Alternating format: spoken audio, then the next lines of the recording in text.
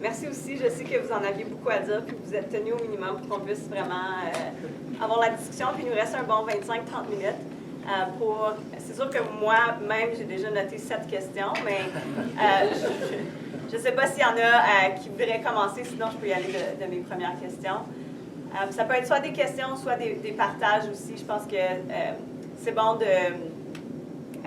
c'est le moment où on a là, pour le forum pour parler de santé mentale, de maladie mentale. Donc, si c'est des partages de pratiques gagnantes, des choses que vous avez vues dans vos institutions qui sont des bons coups que vous aimeriez partager, qui seraient à reproduire, à revendiquer pour le REFO, pour ailleurs, ou encore si c'est des éléments que vous croyez qu'il serait important d'éliminer, d'éradiquer sur nos campus, bien, ce seraient lesquels?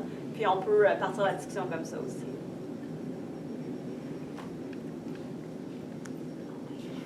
Je vais y aller de ma première question.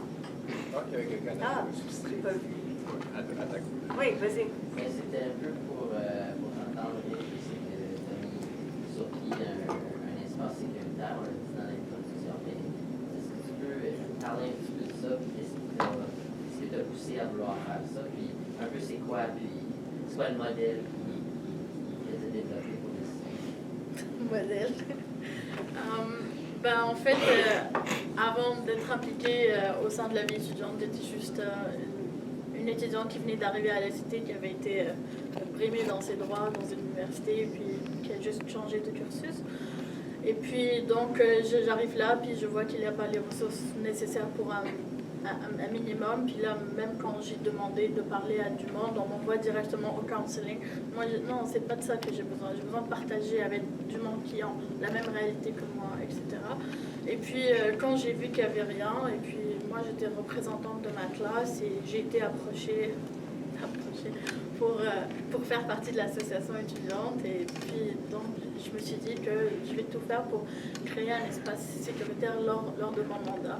Et puis, heureusement que j'ai trouvé des alliés autour de moi au conseil d'administration. Et c'est là que nous avons commencé à éduquer et à informer les gens autour de nous que ce n'est pas un privilège, mais c'est un droit d'avoir ce genre d'espace sur nos campus. Et puis, on a commencé par créer... j'ai fondé le premier club étudiant LGBTQ à la cité. Et puis, c'est grâce à cela, en fait, il fallait chercher des signatures, il fallait montrer que le besoin est là. Malheureusement, il fallait tout de même démontrer qu'il y avait un besoin. Et c'est grâce à cela qu'on pouvait amener les conversations à la table. Et c'est comme ça qu'on l'a amené. Nous avons un conseil qui régit un peu la cité, qui s'appelle le conseil collégial. Et puis, nous avons ramené ces conversations au conseil collégial en disant que c'est pas normal de ne pas pouvoir avoir, par exemple, des salles de bain qui ne soient pas identifiées hommes ou femmes, par exemple, ou sinon que tu es obligé de te faire appeler madame ou monsieur dans les lettres, puis souvent on confond les deux. Donc, et c'est là qu'on a amené le dialogue à de plus hautes instances. J'ai mis une table à la cafétéria pendant 2 jours, puis en 2 jours, j'avais une 50aine de signatures de personnes qui voulaient faire partie du club. Donc là, j'ai brandi mes 2 feuilles, je disais « Allez, il faut faire quelque chose !» Et c'est là, donc on se rencontre, on parle des enjeux, on parle de nos vies, on parle de nos amours, of course. Et aussi, on écrit, ouais, c'est passionnant. Et puis, on écrit ce qu'on veut revendiquer à la cité. Donc là, vraiment, on est rendu là. On est rendu qu'on est entendu. On est rendu qu'on a un droit de parole et que maintenant, on a créé un comité rattaché au conseil collégial. C'est le comité de l'inclusivité. Donc, ça englobe l'homophobie, la transphobie, le racisme, l'anticapacitisme, etc. Et ça, ce comité va passer en revue tous les secteurs de la cité et puis dire ce qui va pas. Et à partir de là, on va donner des recommandations et des motions au conseil d'administration. Voilà. Je pense qu'on peut... Vous pouvez applaudir. Peut-être...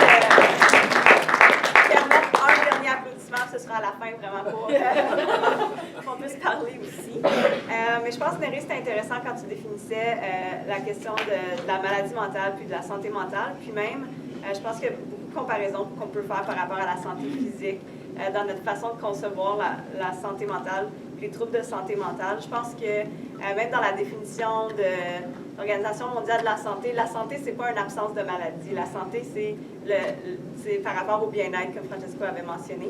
Puis je pense que c'est possible aussi. La santé mentale, c'est beaucoup plus compliqué que le stress et la dépression. Ça peut être génétique. Mais c'est possible, tout comme quelqu'un qui est diabétique peut vivre avec des troubles de santé mentale. Puis aussi, évidemment, ça peut être influencé par l'environnement. Ce qui m'intéresse en ce moment, c'est plutôt les causes principales de problèmes de santé mentale causés par l'environnement chez les étudiants et les étudiantes. Donc, selon vous, Rim et Neri, ce serait quoi les causes principales Puis là, on a beaucoup de statistiques. C'est intéressant de voir est-ce qu'il y a une augmentation ou est-ce qu'on en parle plus. Mais ce serait quoi les causes principales des problèmes de santé mentale causés par l'environnement chez les étudiants et les étudiantes du secondaire?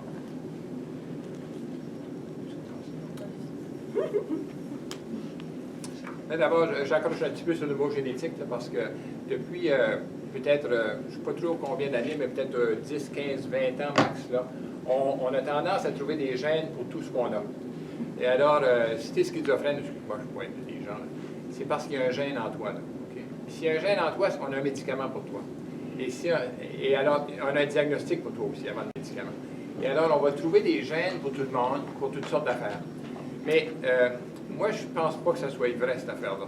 D'abord, les gènes d'à peu près tout, là, on en a. Tout le monde a des gènes du cancer, tout le monde a des gènes de schizophrénie, probablement. En tout cas, moi, j'en ai là, tu sais. Mais on a plein d'autres gènes aussi. Mais la médecine s'en va vers la biologie médicale. Et c'est pas pour rien qu'elle s'en va là, c'est parce qu'il y a de l'argent derrière. Il y a beaucoup d'argent derrière ça. Alors, quand on remonte à nos ancêtres et tout ça, on peut trouver n'importe quoi dans ta santé ou dans ta maladie. Tu sais, ton arrière-grand-mère, peut-être qu'elle avait quelque chose qui influence ce que tu es aujourd'hui. Puis là, on a une petite pilule pour ça. Alors, j'accroche beaucoup à cette façon-là de voir, c'est pas ça, la façon, là, mais c'est cette façon-là qu'on a aujourd'hui d'aller chercher dans les gènes des gens. Ça me gêne beaucoup, en tout cas, de procéder comme ça. Je trouve que si on regardait, par exemple, ce qu'on regarde pas beaucoup, si on regardait juste 2 mots, 3 peut-être, pauvreté. Hein? Moi, quand je regarde pauvreté, les gens ne parlent plus de la pauvreté. Les gens qui sont dans des conditions de problèmes de santé mentale que je vois, moi, souvent, au Nouveau-Brunswick, ça fait 30 ans que je fais des recherches là-bas, plus que 30 ans, c'est les pauvres. Les riches, ils peuvent s'en aller dans le sud. Hein? Ils peuvent avoir un condo, ils peuvent avoir un chalet, ils peuvent avoir une deuxième voiture, ils peuvent se payer une gardienne, ils peuvent se payer un téléphone, etc., etc. Ils peuvent se payer plein d'affaires. Les pauvres, qu'est-ce qu'ils peuvent? Tu sais? S'ils sont malades, la seule place qu'ils peuvent aller prendre une vacance, c'est à l'hôpital. Hein? C'est ça la seule place. Puis, la seule place où ils peuvent avoir un service gratuit, moi, si je veux de la physiothérapie ou de la psychothérapie ou peu importe, n'importe quelle de ces filles-là, je peux aller voir quelqu'un puis je peux le payer parce que j'ai un salaire pour le payer. Eux autres, ils ne l'ont pas. Ils vont voir un médecin. Puis c'est ça la confiance qu'ils ont. Et les médecins, ils les prennent en charge dans un système de maladie mentale, okay? Ou de maladie physique ou maladie mentale. Alors, pauvreté. Puis, pauvreté, le salaire minimum n'a presque pas augmenté, vous le savez, les jeunes, presque pas augmenté depuis combien? 15 ans, 20 ans? L'assistance sociale en Ontario, elle a diminué de 21 quand Harris était là. On n'a même pas repris ce 21 %-là pour les gens sur l'assistance sociale. Hey, le logement a augmenté de combien de pourcentage depuis ce temps-là? C'est assez pour s'enrager. Hein? Et juste le logement, l'alimentation a augmenté de combien de pourcentage depuis ce temps-là? C'est pas possible. Dans mon temps, moi, quand j'étais jeune, les gens pouvaient vivre jusqu'au 25, 26, 27 du mois avec leur paye d'assistance. Aujourd'hui, quand ils se rendent au 3 du mois, c'est à peu près là où ils peuvent se rendre, puis là, il faut qu'ils aillent aux banques alimentaires. Les banques alimentaires, bien, il y en a pas assez, puis ils sont obligés de limiter aussi. Fait que quand tu n'as plus de banque alimentaire, qu'est-ce que tu fais? Il y en a qui font de la prostitution, par exemple, s'ils peuvent. C'est une façon de survie. C'est pas une façon de... C'est peut-être pas un choix. Il y en a d'autres qui émandent, etc. Il y en a d'autres qui ont d'autres façons de s'arracher la vie. Mais la pauvreté, c'est grave, la pauvreté. Et qu'est-ce que les gouvernements ont fait pour contrer la pauvreté? Ça, c'est juste un petit exemple. Okay? Maintenant, la violence, deuxième. J'aime bien ton exemple, en passant. C'est quand les gouvernements ils sont gênés un peu, là, puis les institutions aussi. L'Université d'Ottawa est en une d'eux autres avec les affaires de hockey. C'est pas des affaires de hockey, mais c'est des affaires des joueurs de hockey. Quand il y a quelque chose qui se passe, ils bougent, mais ça n'en prend beaucoup pour faire bouger une institution. Alors, toute la violence qu'il y a dans nos sociétés, et comment est-ce que cette violence-là continue d'accabler et d'affecter plein de gens. Okay? Je vous donne un petit exemple dans un contexte minoritaire. Cette fille ici, ça va travailler dans une autre ville au Nouveau-Brunswick, puis elle venait d'une région plus rurale, puis elle arrive dans cette ville-là, puis elle, ben, dans sa région, les gens sont friendly un peu. S'il y a une voiture qui arrête, ben, tu lui parles. Okay? Il y avait 3 gars dans la voiture. Elle les a parlé, mais elle est sortie de là violée par 3 personnes. C'était dans un milieu anglophone. C'est pas drôle, pendant tout juste là. Mais là, c'est la police qui le prend en charge. La police était unilingue dans cette ville-là. Donc, qu'est-ce qu'ils ont dit? Des fois, ils l'ont envoyé à Saint-Jean. Mais la fille était francophone. Okay? Elle aboutit à Saint-Jean. Moi, je l'ai retrouvée à peu près 15 ans plus tard, hein, en étudiant son dossier. C'est fou, hein? On peut dire avoir plus fou que ça. T'sais. La violence, qu'est-ce que ça fait? Ça, c'est un exemple, peut-être, qui me vient à l'esprit, mais il y en a des milliers d'exemples. Les femmes en ont plus que les hommes aussi. C'est beaucoup plus que les hommes. Nous autres, on aurait plus des tendances de violence. Et les femmes, c'est des victimes de violence. C'est presque ça, comme ça que c'est divisé dans nos sociétés, malheureusement. Alors, violence, pauvreté, juste ces 2 mots-là. Qu'est-ce qu'on fait par rapport à ces 2 mots-là? Il n'y a personne qui... J'écoute, moi, les discours électoraux. Là. On va en avoir encore des discours au fédéral. Là, tu sais. Y a-t-il quelque chose pour l'habitation des pauvres? Il n'y aura pas grand-chose, sinon rien pour l'habitation des pauvres. Les logements primodiques, etc., les logements abordables, peu importe. Quelque chose pour toute l'assistance? Non. Il va y avoir des réductions d'impôts, mais ce n'est pas pour vous autres, les étudiants, ça. Soyez-en bien sûr. C'est peut-être pour vous autres quand vous allez avoir 25 ans d'emploi, là, ça va vous bénéficier. Mais voyez-vous comment tous ces systèmes-là contribuent dans ce qu'on a appelé tout à l'heure les appareils idéologiques d'État pour supporter un système. Alors que les pauvres, vous autres, qu'est-ce qu'ils font? Il n'y a pas beaucoup de choses. C'est ma première petite réponse. Pauvreté, violence, qu'est-ce que... Moi, je veux juste parler d'un truc, dans le sens que comme j'ai l'impression que même si quand on va chercher de l'aide par rapport à un aspect de nous ou à un aspect de notre vie, on reçoit de l'aide pour cette chose-là, mais le reste, il n'y en a pas assez. Dans le sens que comme nous sommes à naître, on est une entité à part entière, notre identité est basée sur une intersectionnalité de plusieurs choses. Et puis, j'ai l'impression que lorsqu'on reçoit de l'aide, par exemple, j'ai été victime de racisme, puis je m'en vais chercher de l'aide ou je m'en vais parler à quelqu'un, ben, la personne n'a pas le bagage nécessaire pour me répondre par rapport aux autres aspects de ma personne. Donc, tu peux guérir ce que j'ai reçu comme agression aujourd'hui par rapport au racisme, mais tu es en train de mal me parler parce que je suis une femme qui est sexiste. Mais c'est vraiment un exemple comme ça, comme imaginez dans la vie de tous les jours ce que vous vivez. J'ai l'impression que même quand on essaye de faire du bien, il y a certaines ressources qui sont là puis qui disent que ça marche, mais je pense que ça marche pas assez, puis ça marche pas assez bien parce que ça prend pas les gens comme ils viennent, comme ils sont, mais ça prend vraiment les problèmes un par un. Puis pour moi, cette approche-là, elle donne encore plus de problèmes psychologiques chez les étudiants. Je pensais que j'avais vu une main dans la foule. Oui. C'est pas une question, c'est plus un commentaire, juste un petit peu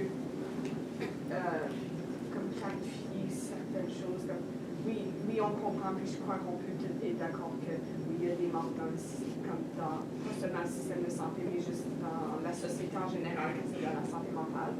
Mais c'est juste un petit peu pour dire que oui, peut-être qu'on a eu des mauvaises expériences avec certains professionnels de la santé ou n'importe quoi, que c'est pas vers là qu'on se rend. Comme oui, il y a plusieurs personnes qui sont déjà dans la profession qui ont besoin d'être sensibilisées sur la santé mentale puis comment aider les gens de la population, mais aussi juste de réaliser que la formation envers où qu'on s'en va avec la santé mentale, c'est pas seulement de traiter chaque petite chose avec une pilule, mais aussi soit la prévention et comment aider les personnes à maintenir une bonne santé mentale, mais aussi à faire comme des interventions plus thérapeutiques et moins pharmacothérapiques. Puis c'est intéressant, Josée, que tu abordes toute la question de prévention. Puis ça, c'était un peu ma prochaine question. C'est, je trouve qu'on a donné beaucoup d'exemples de santé mentale au niveau individuel, comment prendre soin de sa santé mentale, qu'est-ce que ça veut dire pour soi. On a parlé des impacts qui peuvent avoir. Je pense, Néré, quand tu parles de pauvreté et de violence, c'est là où on peut voir, bien, c'est aussi, c'est une notion au niveau systémique, qu'est-ce qui peut être changé. Est-ce qu'il y a des changements au niveau de la prévention, peut-être moi, que je peux faire? Tu parlais de faire de la méditation, je pense que c'est un sage conseil, mais en même temps, si on ne change pas le système qui nous entoure, je ne pense pas que c'est une responsabilité nécessairement individuelle de prendre soin de sa santé ou d'être un allié pour les autres, mais d'essayer d'apporter des plus gros changements. Je ne sais pas si vous deux, vous aviez... quand on parle, puis Néré, tu en as quand même parlé quand tu parlais de pauvreté, de violence, comment changer les choses, mais qu'est-ce que nous, on peut faire individuellement, peut-être pour avoir un impact sur ceux et celles qui nous entourent, pour un peu de la prévention de façon plus large? Mes questions sont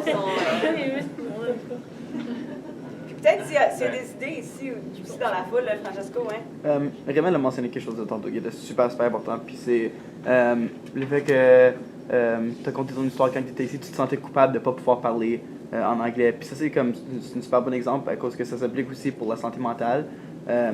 Faut faire attention avec nos mots, puis je pense qu'on est une génération qui est de plus en plus consciente de les mots qu'on utilise. Donc, on utilise de moins en moins des termes racistes ou sexistes ou homophobes à cause qu'on sait que qu'est-ce qu'on dit, ça dérange pas notre intention, ça dérange, ce qui importe, c'est le message. Donc, même si tu dis un mot, puis t'es comme, non, mais c'est pas ça que je voulais dire, ça dérange pas qu'est-ce que tu voulais dire, ça dérange que tu le dis. Puis je pense qu'on comprend de plus en plus ça par rapport aux termes sexistes, puis racistes, puis homophobes. Mais un terme, comme une section qu'on couvre pas, c'est la santé mentale. Puis c'est le fait que, comme, je sais pas, j'ai eu une mauvaise journée, puis là, je sais pas, j'avais vraiment besoin d'un café, puis la ligne où t'es mise était vraiment longue. Puis là, je suis dépressif à cause que la ligne où t'es mise était longue. Puis c'est quelque chose d'inconscient qu'on réalise pas, mais c'est en utilisant des mots comme ça, c'est que on déqualifie la santé mentale comme étant quelque chose d'important, puis on associe la dépression à une ligne longue où t'es mise. Donc là, quand quelqu'un qui a vraiment des troubles ou des enjeux par rapport à la dépression se confie à quelqu'un et dit, tu sais, je pense que j'ai des problèmes dépressifs ou je pense que j'ai la dépression, on va dire non, c'est correct, like, tu vas passer, à cause qu'on est habitué aux gens qui utilisent la dépression comme quelque chose de minime, quelque chose de pas important. Donc je pense que c'est comme de changer la culture, de non seulement de se concentrer sur nous, mais de se concentrer sur les autres, à cause que là, j'ai eu tellement de personnes j'ai assez de personnes qui sont venues me voir, puis c'était comme, à cause que je travaille à un service d'équité où est-ce que je deal avec des personnes qui ont des enjeux mentaux, et puis il dit, je me sens tellement mal d'avouer mes enjeux mentaux à cause que je me sens comme si les gens vont pas me prendre au sérieux. Puis la raison pourquoi que les gens vont pas prendre les personnes qui ont des enjeux mentaux au sérieux, c'est à cause que on trivialise ces idées-là de non, c'est correct, c'est minime, tu vas passer, fais juste dormir, ou c'est dans ta tête. Puis c'est comme, oui, c'est dans ta tête. Est-ce qu'on dit à quelqu'un qui a de l'asthme, non, c'est dans tes poumons, c'est correct. Évidemment que c'est dans tes poumons, c'est un problème pneumonal. Puis c'est dire que c'est dans ta tête, ça ne change pas, c'est pas quelque chose qui enlève la nécessité d'affecter le problème. Donc je pense que c'est super important de mentionner le fait que, comme la culpabilité, ça peut se faire intérioriser. Ben, je pense qu'il a répondu un peu à la question dans le sens qu'est-ce qu'on pourrait faire dans la vie de tous les jours. On pourrait surveiller son langage et parler aux personnes qui viennent de dire quelque chose de pas correct, leur dire hey, non, ça c'est pas bien. Éduquer. C'est vraiment important. En parler, puis surtout démystifier le fait que la santé mentale, non, il faut pas en parler, c'est pour les gens. Non, c'est quelque chose de la vie de tous les jours. Puis il faut créer des conversations pour ça, des espaces. Rim a mentionné un exemple tout à l'heure, moi je trouve qui est vraiment intéressant. C'est pas des professionnels qui ont mis sur pied ce réseau-là qui a l'air à très bien fonctionner en passant. C'est Rim et les gens autour d'elle qui ont commencé une ressource, et cette ressource-là vient des gens. Okay? Elle ne vient pas d'une institution qui dit bon, on va créer un comité, puis avec ce comité-là, on va avoir des réunions, etc., puis on va créer une structure, puis ça va dépendre du recteur, ou ça va dépendre de je ne sais pas tout. C'est pas ça qui s'est passé. C'est l'opposé. Et c'est ces réseaux-là, moi, qui m'intéressent davantage. En santé mentale, il y en a beaucoup en passant. je travaille plus au Nouveau-Brunswick qu'ailleurs, mais disons, il y a plein de réseaux comme ça qui se passent au Nouveau-Brunswick. Et une des questions qu'ils ont, par exemple, c'est par rapport à la médicalisation. Qu'est-ce qu'on fait? C'est eux autres qui prennent des médicaments, là, ça fait 10 ans, 15 ans, 20 ans qu'ils en prennent, puis il y a d'autres facteurs qui se mêlent à ça, etc. Qu'est-ce qu'on fait par rapport à ça? Ils se rejoignent ensemble. Puis, par exemple, une des stratégies qu'ils ont décidées, c'est de refuser. Refuser, c'est une stratégie. Hein? Et il y en a une, par exemple, qui est allée voir son psychiatre et qui a dit « Toi, ça fait 10 ans que je t'ai confié ma vie. Tu m'as amené aux soins intensifs 2 fois. » C'est une jeune femme. Okay? Elle n'a pas 25 ans, 28 ans peut-être, max. Tu m'as amené aux soins intensifs 2 fois. J'étais à l'article de la mort à cause des médicaments que tu m'as donnés. Maintenant, je refuse ton traitement à partir de cette heure. Salut, bonjour. Et depuis ce temps-là, refuser un traitement psychiatrique quand tu es sur les médicaments depuis un bon bout de temps, c'est pas si facile. En tout cas, longue histoire encore. Mais présentement, ils appellent ça à Moncton de LIA Movement. Son nom, c'est LIA. Et c'est un mouvement qui a été créé autour d'elle et qui inspire les gens autour d'elle à peut-être remettre en question toute l'oppression psychiatrique qui existe sur plein de gens. Parce que, comme tu as mentionné, tu vas voir ton médecin ou ton psy, et puis tout de suite, les psys, qu'est-ce qu'ils ont en tête? Tout de suite, c'est le DSM. C'est ça, c'est eux autres, là. Si un ouvrier arrive chez vous et qu'il n'a pas sa boîte à outils, vous allez dire, qu'est-ce que tu viens faire ici? Hein? Mais si un psy n'a pas son DSM, est-ce que Néry, tu peux expliquer le DSM, c'est le Diagnostic Statistical Manual. C'est une Bible où est-ce que tu as tous les diagnostics. Ça existe depuis 1951. Je pense qu'on est rendu à la 8e édition. Dans la 7e édition, par exemple, l'homosexualité en faisait partie. Et puis là, les personnes d'orientation homosexuelle ont tellement fait de pression qu'ils ont dit on n'est pas des malades, nous autres, on est du monde. Et puis, ils l'ont plus dans la 8e. Okay? Mais ce n'est pas grâce aux psychiatres que ça a été enlevé. Et puis, c'est les psychiatres qui l'ont mis là, et c'est les personnes affectées, victimes, etc., qui l'ont enlevé de là. Mais il y a un autre médicament, un autre diagnostic présentement. Si tu passes plus que, je pense, c'est 3 mois en crise quand ton partenaire ou ton ami ou ton parent meurt, si ça te prend plus que 3 mois pour te sortir du deuil, il y a un diagnostic pour ça. Okay? Moi, j'ai rencontré quelqu'un tout dernièrement qui était rendu à plus de 40 médicaments parce que sa blonde de 40 ans était morte. Et il a commencé à être un peu dépressif, un médicament, une réaction à ce médicament, etc., etc. Et c'est comme ça qu'on monte. Et si vous pensez qu'on exagère, excusez-moi, mais disons peut-être que j'exagère, que je suis du mauvais côté de la barrière, que je vois tout ce qui se passe, mais je fais affaire avec des gens au quotidien, à peu près au quotidien, qui me racontent leur histoire. Moi, je ne peux pas partir, je peux seulement partir de l'histoire des gens. Et c'est ces histoires-là de l'IA ou de d'autres personnes qui m'alimentent, moi, puis qui me disent qu'est-ce qui est en train de se passer. L'industrie pharmaceutique, allez juste voir un petit peu les chiffres. Là. Comment c'est faramineux, les profits. Il y a juste des banques qui ont plus de profits des institutions que les compagnies pharmaceutiques aujourd'hui, à ma connaissance. C'est incroyable. Si vous voulez investir quelque chose, investissez là-dedans. Si vous avez une conscience qui vous le permet. Mais c'est là où sont les profits, c'est là où est-ce que c'est incroyable l'argent qu'il y a derrière ça. Alors, voyez-vous, mais alors plutôt que d'aller voir ces services-là, moi, je m'intéresse aux personnes et aux groupes communautaires, tu nous as donné un bon exemple, qui commencent quelque chose et qui font quelque chose et qui s'occupent du monde. Okay? Et les institutions passeront après, peut-être, etc. Une question pour la foule. On a parlé beaucoup de la question de la santé mentale, de la maladie mentale, puis on n'a pas mis le focus nécessairement qu'est-ce que ça veut dire pour les francophones. Fait que je ne sais pas si... puis là, je vais prendre les questions en attendant, puis vous pouvez penser à la mienne en attendant, mais quand on parle de santé mentale chez les étudiants francophones, est-ce qu'il y a des spécificités, des différences selon vous qui existent, ou est-ce que, dans le fond, la situation ressemble beaucoup à nos collègues anglophones? Gabrielle, tu avais une question? Pensez-y, puis je vais vous offrir la parole par la suite. C'était juste pour ajouter ce que M. disait aussi, le droit de refuser.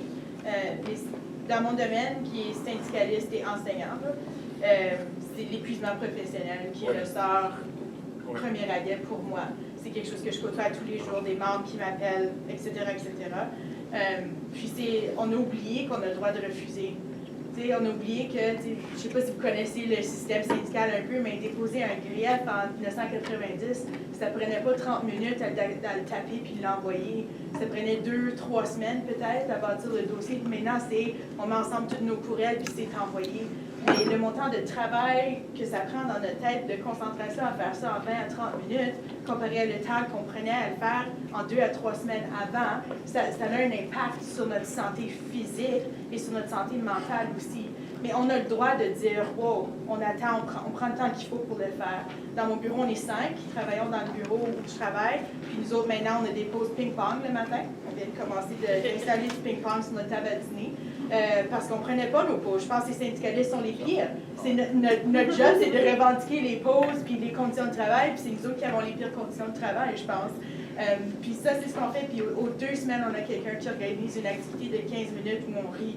Le but de l'activité, c'est qu'on rit. Puis la 3e chose, vous allez trouver ça ultra drôle, mais on a imposé qu'on se donne des caresses à toutes les semaines. Donc on se donne un câlin de temps à autre et ça remonte le moral, je vous le dis. Puis c'est vraiment, puis c'est des domaines, puis c'est pas le seul domaine, là, mais c'est des domaines où c'est nous qui travaillons, puis on milite, puis je pense que les gens qui sont impliqués ici aussi, c'est des gens qui militent beaucoup pour les droits, puis pour la santé des gens, puis on se voit pas nous-mêmes.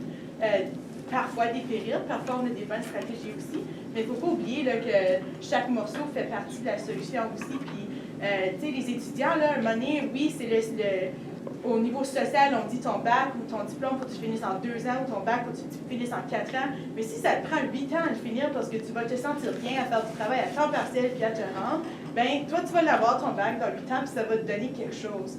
Plutôt que d'être ici accaparé par le stress puis de le faire en 3 ans, en 4 ans, puis que, tu sais, j'ai fast-tracké mon diplôme, bravo.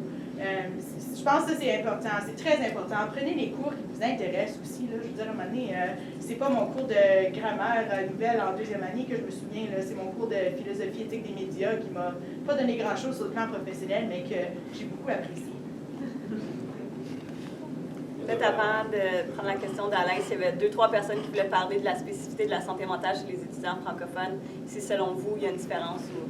Oui, Geneviève? Peut-être juste un petit point à apporter, que l'importance de faire de la recherche, que si, par exemple, à Ottawa, avec la Refo, j'ai participé à... J'avais un kiosque, là, puis parmi nous, il y avait plein de centres, pour exemple, des femmes dans le besoin, ou puis c'était des centres francophones.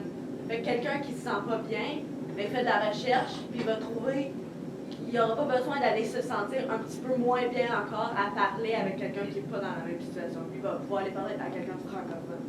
Fait que c'est de faire sa recherche, puis de trouver, puis il y en a plein. Là. Puis à Ottawa, il y en avait plein que je ne savais même pas qu'ils existaient. Fait qu'il faut faire la recherche, puis c'est sûr qu'il y en a dans toutes les villes. Puis comme par rapport aux anglophones francophones, je pense que un des acquis que les anglophones ont qui se rendent pas compte, c'est que quand ils vont aller à une institution postsecondaire, ils vont jamais, ou ben pas que je peux penser, devoir dire « Ah, mais là, est-ce que je vais pouvoir m'exprimer en anglais? » Puis j'ai un ami qui s'en va au postsecondaire l'année prochaine à l'Université d'Ottawa, puis il me dit « Est-ce que je vais être correct? Parce que mon anglais il est pas super bon, est-ce que je vais quand même pouvoir m'exprimer? » Puis là, j'ai dit malgré que, puis on a cette concertation-là que, comme, même si une université, ben, pour l'Université d'Ottawa, même si c'est bilingue, on le sait qu'il va falloir qu'on fasse, comme, on n'aura pas le choix que de vivre en English, à cause que c'est pas bilingue, c'est bilingual, puis c'est juste pour mentionner que nos affiches sont dans les 2 langues, puis c'est à peu près ça, que si... c'est juste ça que les anglophones n'auront peut-être pas à faire face. Et puis, ça nous ajoute un stress additionnel en plus que j'ai mis... Tu sais, je m'en vais du secondaire à l'université, j'ai une nouvelle charge de cours, il faut que je me trouve un emploi à temps partiel, il faut que je commence à payer mon loyer, mes tuitions, tout ça. Puis en plus, j'ai une insécurité que je sais pas si je vais pouvoir m'exprimer comme il faut dans mon institution. So, c'est comme, je pense que on a peut-être cet élément-là qui est un peu plus que les anglophones. Je parlerai à José puis Louis-Philippe. Oui. Louis-Philippe puis José, puis ensuite Mary. Ben, un peu comme Francisco disait, il y a quelque chose qui m'a interpellé à ce qu'il disait. Je vais parler un peu personnellement. De mon expérience à l'Université d'Ottawa, oui, c'est un endroit bilingue. Je pense que la plupart des campus qu'on partage peut-être à l'exception de Boréal, sont bilingues, le sentiment d'appartenance à quelque chose est tellement effi, je dirais, comme on est constamment en guerre, I guess, contre les anglophones. Si on n'est pas contre les anglophones, on va essayer de se rallier d'un côté francophone, mais le Québec n'est pas toujours notre bord non plus.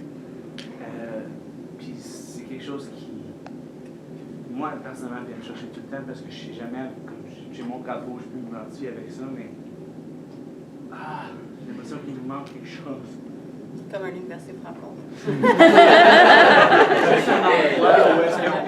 On peut se sentir à 100%. Comme ce que tu es en train d'exprimer, je veux dire, il y a des recherches qui. C'est quoi vivre en milieu minoritaire, puis l'impact sur la santé sous toutes ses formes. Là. Fait comme ce que tu vis au niveau personnel, ça existe, là.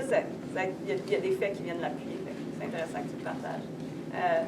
José, je vais donner la parole à Néry, ensuite Isa, puis Yannick, puis Lucas. Juste pour avoir l'impression de c'est quoi la réalité étudiante pour les étudiants franco-ontariens. C'est juste, je crois que c'est un peu les mêmes enjeux que chez les étudiants anglophones, mais comme un petit peu comme accentué, comme highlighted. Je pense que comme la réalité, c'est la plupart du temps, si tu vas aller faire tes études en français, il faut que tu ailles plus loin. Donc, il va y avoir des stress ajoutés, pas seulement de bien réussir à l'école, mais il va y avoir le stress de tu as besoin de financer, tu as besoin de plus de financement, donc peut-être il faut que tu travailles plus qu'un étudiant anglophone, tu es plus loin de la maison, donc il va falloir que tu visites tes parents et tes amis moins souvent que peut-être un étudiant anglophone qui peut étudier dans son milieu. Puis après ça, en plus de surmonter tous ces stress-là, ben, tu n'as pas vraiment, comme Louis-Philippe dit, tu n'as pas le sentiment d'appartenance, comme il manque ton monde pour être capable de juste te sentir confortable, relax, puis pas besoin d'essayer de mettre un show, puis être capable de trouver les bons mots en anglais, puis essayer de parler au même niveau que tout le monde, ou si t'es pas capable de penser à la télé, ou des choses comme ça. Ça, c'est juste, il y a tous ces stress-là, plus être une société minoritaire, c'est juste, ça l'ajoute un petit peu sur le bagage, puis ça vient que, pour plusieurs étudiants, c'est juste too much. Néry? C'est pas pour mettre de côté tout ce qui a été dit, tous les arguments qui sont là, puis je recevrais des tomates si j'étais contre. Mais c'est très vrai qu'est-ce qui est dit, mais juste pour recommencer mon speech par rapport à maladie et santé, moi je vais aller du côté positif, si vous permettez, pour dire que d'après ce que je comprends des sociétés minoritaires, qu'elles soient ici ou ailleurs, il y a certaines qualités qu'elles ont qui sont à mettre en valeur, je pense, et qui feraient en sorte qu'on aurait des épaules peut-être un peu plus droites par rapport à qu'est-ce qu'on est d'abord. Okay? La Sagouine a dit, ils sont revenus, les Acadiens sont revenus au pays par la porte d'en arrière.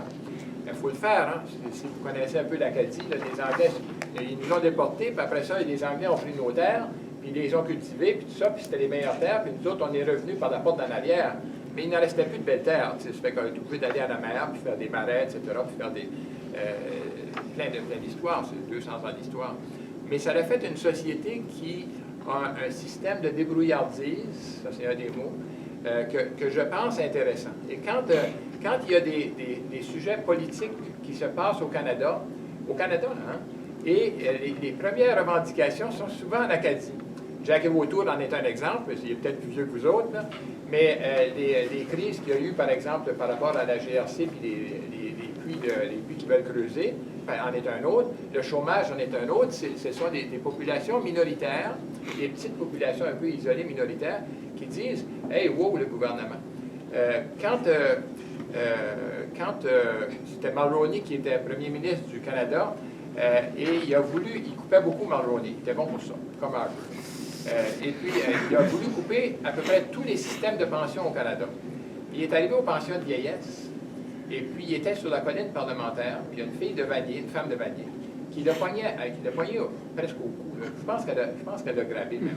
Dans ce temps-là, il pouvait faire ça. Dans ce temps-là, tu t'éloignes de 30 mètres, puis là, la sécurité va être sur toi. Mais elle a dit, toi, elle a parlé comme les gens de Vanier peuvent parler, là. C'est un compliment, ça, là, OK? C'est pas... Presque toi, mon enfant de chienne, quand tu vas toucher aux personnes âgées, là, moi, je ne peux pas parler comme eux autres. Quand tu vas toucher aux personnes âgées, là, surveille tes claques, ou à peu près comme ça. Ça, c'était en 89, à peu près. Bien, l'enfant de chienne, il n'a pas touché aux pensions de vieillesse. Il a touché à tout le reste.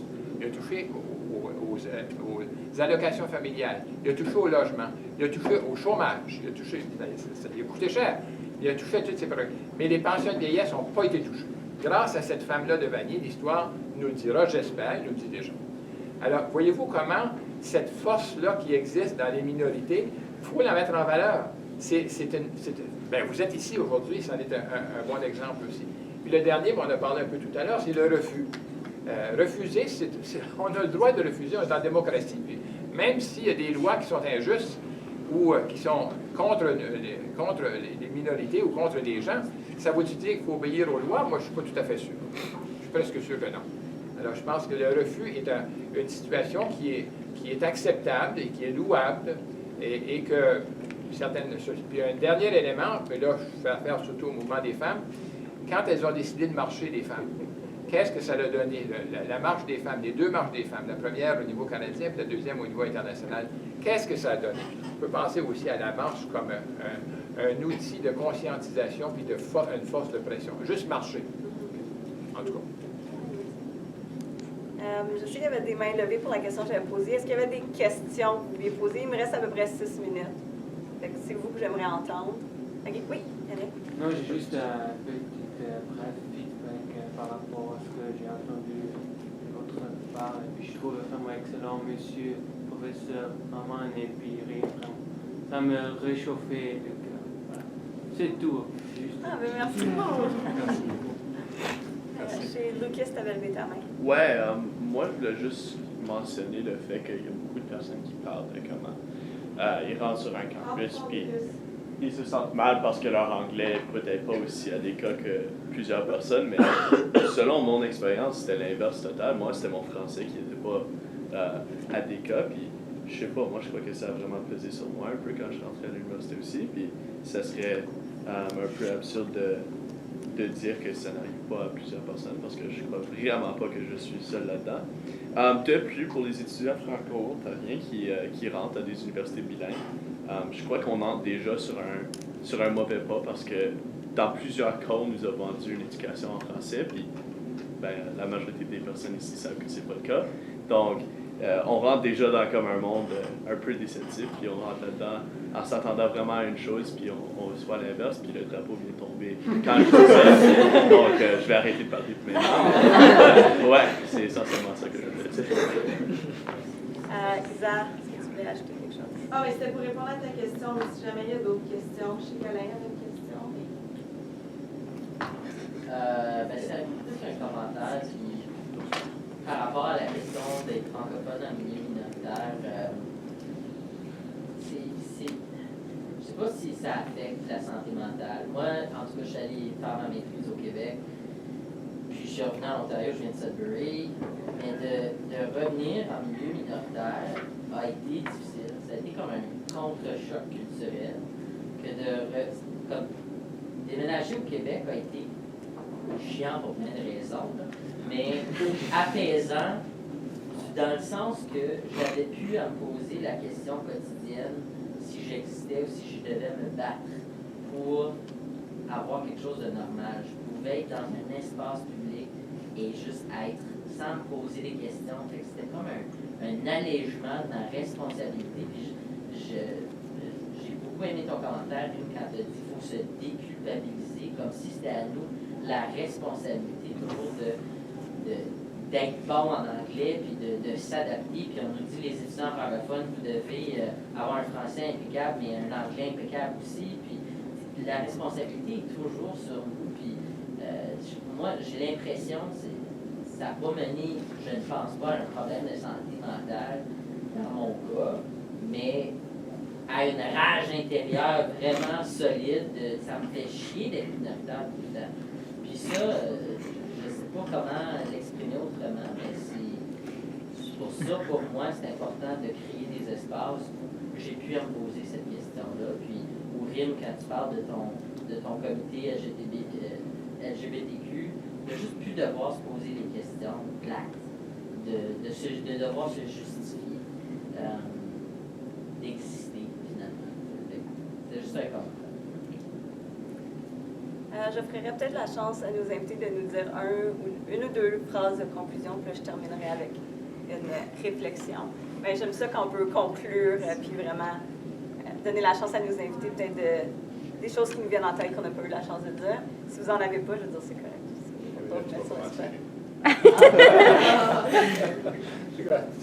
Si tu veux. C'est une chose que je répète souvent ces derniers jours, c'est que rien n'est impossible. Je sais que c'est un peu cheesy, comme on dit, mais c'est vrai. Donc, soyez à la hauteur de vos espérances et puis on va y arriver. Exactement ce que je cherche comme conclusion, 2-3 lignes. Est-ce que Néry, tu vas être capable? Rien n'était possible, alors. En montant ici aujourd'hui, j'ai une question que je veux vous soumettre. En montant ici aujourd'hui, celui qui est le co-chauffeur me disait qu'il y avait des problèmes de haute pression. Il est allé voir un médecin, mais on sait ce qu'il nous donne. Moi, je suis allé, puis je sais que ça donne, un problème de haute pression. Et lui, il a regardé son aura. Okay? L'aura, c'est la lumière qui est autour de nous. Puis il a regardé son pouls, mais le pouls, pour lui, c'est pas juste un pouls comme nous autres, on a ici, là, boum, boum, boum, boum, boum. Il y a 5 ou 6 différents pouls que d'autres médecines utilisent. 5 ou 6 différents. Nous autres, on en connaît un, surtout la médecine occidentale, on en connaît un. Lui, il en connaît au moins 5, sinon 6. Puis après ça, il a regardé, puis il dit, toi, as-tu été beaucoup coupé dans le travail que tu faisais antérieurement? Il dit, oui, il a montré ici son bras qui est complètement handicapé. Il dit, as-tu travaillé dans des bateaux? Oui, j'ai travaillé à la pêche dans des bateaux. Il dit, tu as trouvé ça dur dans les bateaux? Il dit, oui, j'ai trouvé ça dur. Lui, il y a peut-être 45 ans qu'il a déjà avoir, peut-être. Et c'était à l'époque où il sortait de l'école, il avait peut-être 18 ans, 19 ans. Il dit, le tort que tu as fait aux poissons te revient. Et c'est ça qui fait ta haute pression. OK. As-tu une pilule pour ça? Il dit oui. Il dit, va donner à manger aux poissons. C'était ça, sa prescription. OK. Alors, juste 2 mots d'explication. C'est un médecin de médecine ayurvédique. Médecine ayurvédique, ça fait pas longtemps que ça existe. Médecine occidentale, ça fait 200 ans peut-être. Médecine ayurvédique fait 5000 ans. OK, ça fait pas longtemps. Là, ça, on peut tout négliger ça. Tous les Indiens qui ont été traités de cette façon-là pendant des millénaires, qui sont encore vivants, qui se reproduisent, puis qui etc., etc. Et nous autres, notre médecine qui tue à tour de bras, etc. Alors, cette médecine-là, en regardant de près, pas plus que ça, il a découvert que cette personne-là avait dans son passé quelque chose qui le blessait. Puis il a donné quelque chose pour aider à guérir sa blessure. Alors, on a 2 systèmes qui s'affrontent. Merci.